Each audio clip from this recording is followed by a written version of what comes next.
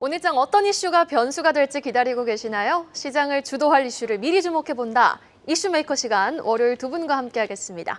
에이블에셋 유강희 대표, 프레스티지 경영전략연구소 반종민 소장과 함께합니다. 어서 오세요.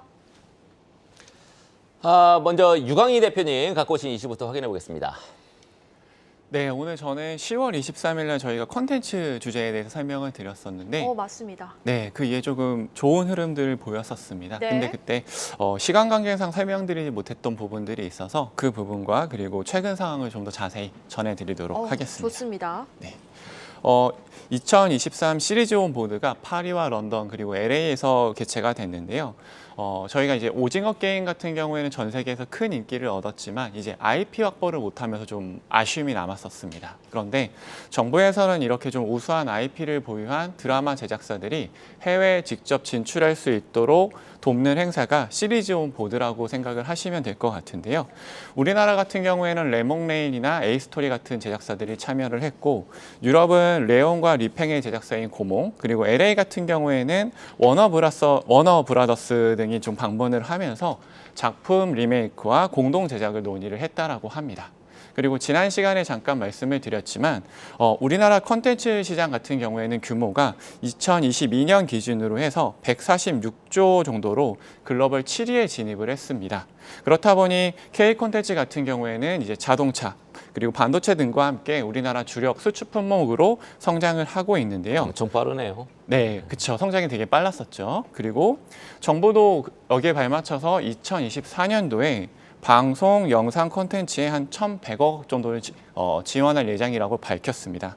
그래서 제가 여기서 좀 주목한 부분은 LED월과 그리고 특수 시각 효과라고 하죠. VFX 첨단 장비를 갖춘 버추얼 스튜디오에 한 250억 정도를 지원을 한다라고 했는데 저는 이 부분에 좀 주목을 했습니다. 그러니까 정부 차원에서 지원이 되는 건가요? 네, 네, 맞습니다. 네. 왜냐하면은 버추얼 스튜디오와 VFX 같은 경우에는 꾸준하게 성장을 하고 있는데요. 예를 들어서 지금은 텍스트보다는 사람들이 이제 영상을 보는 게 좀 더 친숙하기 때문에 진짜와 가짜를 구별하기 힘든 예를 들어서 실가면 콘텐츠에 대한 수요들이 계속해서 증가를 하고 있고요.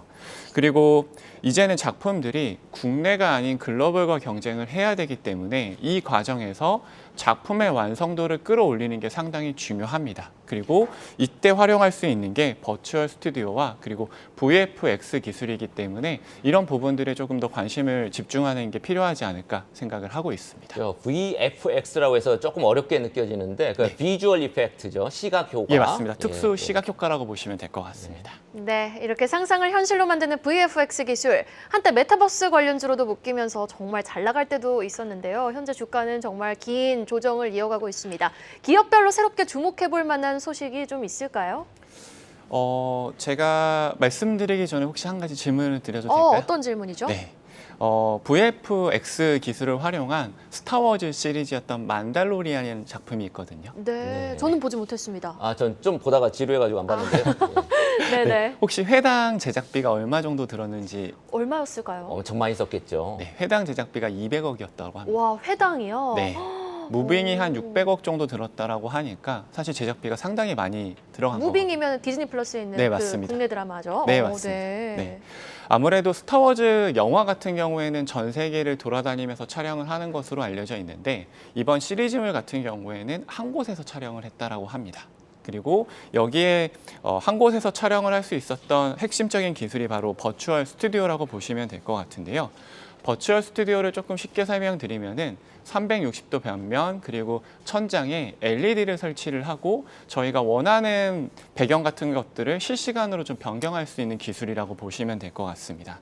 아무래도 초기에 비용은 좀 많이 들지만 한번 설치하고 나면은 시간과 공간의 제약이 없고 이런 비용들이 좀 많이 절감할 수 있는 부분들이 있기 때문에 최근에 제작사들이 많이 활용하고 있는 기술이라고 보시면 될 것 같습니다. 듣고 보니까 엄청난 멋있는 기술인 것 같은데 국내 드라마에서는 어떤 어떤 장면에서 지금 들어가 있습니까? 네, 국내 드라마 같은 경우에 최근에 지금 방영이 되고 있는 정신병동에도 아침이 와요. 넷플릭스에서요? 네, 맞습니다. 보시게 되면은 아무래도 공황장애가 있으신 분들 같은 경우는 좀 숨이 막히는 부분들이 있는데 저도 공황장애 살짝 왔었습니다. 네. 약도 먹고요. 여러분들도 공황장애 갖고 계신 분, 자기도 모르게 갖고 계신 분 굉장히 많습니다. 네, 아니라고 이렇게 주장하시겠지만.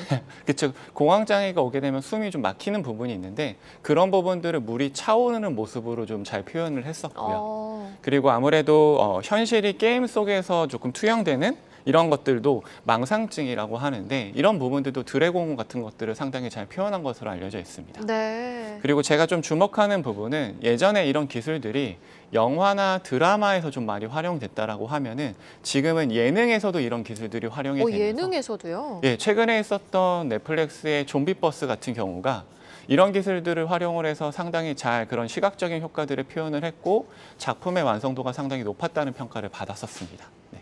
이런 부분들을 좀 생각을 했을 때 앞으로 이런 기술들을 활용한 기업들에 좀 관심을 갖는 게 좋지 않을까 생각을 하고 있습니다.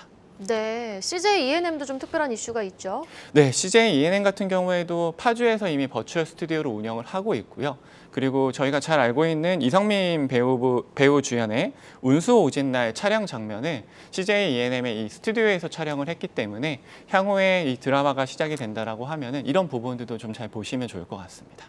네, 알겠습니다. 네, 그러면 우리 반정민 소장님 주목하고 계신 섹터 뭐가 있습니까? 예, 저는 가상화폐 쪽 주목을 하고 있는데요. 물론 이제 가상화폐에 직접적으로 주목하기보다는 관련주를 좀 주목을 하고 있습니다. 사실상 지난 10월에 그 비트코인이 사실 27,000달러 정도 됐는데 이게 지금 한 달 사이에 37,000달러를 돌파를 했습니다. 정말 폭등했죠. 네, 그렇습니다. 그래서 한 달 동안 이렇게 그 급상승하는 흐름들을 보여주고 있는데 이러한 원인들을 좀 살펴보니까 그 미국 자산 운용사들이 신청한 비트코인 현물 ETF가 있습니다. 근데 이 ETF에 대한 그 미국 그 증권거래위원회라고 하는데 SEC라고 합니다. 그게 승인이 임박했다는 기대감이 계속 나오다 보니까 결국은 이쪽에 가상화폐 쪽에 굉장히 좀 그 상승 흐름들을 계속 보여주지 않나라고 볼 수 있을 것 같고요. 또한 이제 연말 전후를 통해서 그 SEC가 그 비트코인 ETF 승인에 대한 그 가능성을 좀 두고 있다 보니까 만약에 이제 승인이 된다 하면은 더더욱 올라갈 수 있지 않을까라고 보고 있습니다. 올라가겠죠. 승인되면 현물 ETF 말씀하신 겁니다. 여러분 선물은 ETF는 많이 있습니다.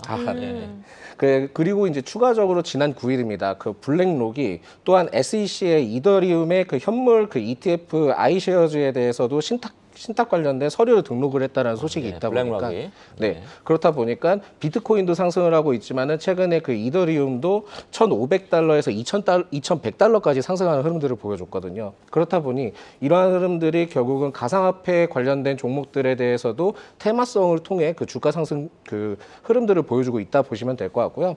다만 이제 여기서 체크를 해야 될 거는 이제 우리나라에서는 가상자산 법인 투자 그리고 고객 신뢰가 제고되면 고려를 해보겠다라고 좀 얘기가 나왔기 때문에 아직까지는 좀 갈 길은 멀다. 우리나라 쪽에서 갈 길은 멀지만은 미국에서 ETF 이 부분에 대해서 현물 ETF를 승인하게 된다 한다면 우리나라 쪽에서도 가상화폐 관련된 이슈가 더 나올 가능성은 충분히 남아있다 보시면 될 것 같습니다. 네, 비트코인 현물 ETF 승인 기대감으로 사실 지난주 전반적으로 증시는 변동성이 확대됐었지만 비트코인 관련 종목들의 흐름은 어마어마하게 오름폭을 자랑했거든요.